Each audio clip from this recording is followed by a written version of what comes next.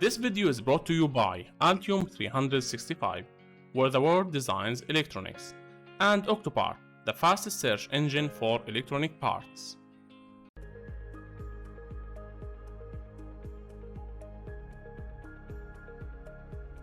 Transferring the design.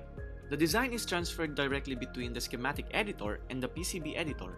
There is no intermediate netlist file created. From the schematic editor, select Design, then click Update PCB, Document Multivibrator PCB Doc, or from the PCB editor, select Design, then click Import Changes from Multivibrator.Project PCB.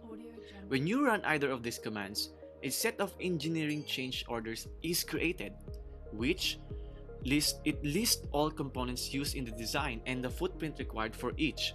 When the ecos are executed, the software will attempt to locate each footprint and place each into the PCB design space. If the footprint is not available, an error will occur.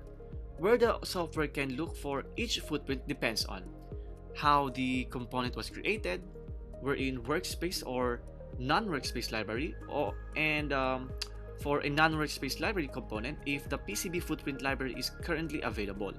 And for this tutorial, all of the components have been acquired to the connected workspace from the manufacturer part search panel. So the software can reference back to the workspace and retrieve each footprint.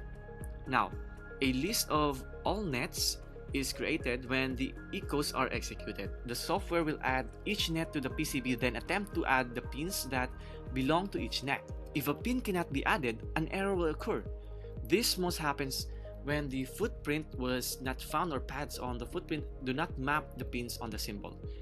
Additional design data is then transferred, such as net and component classes.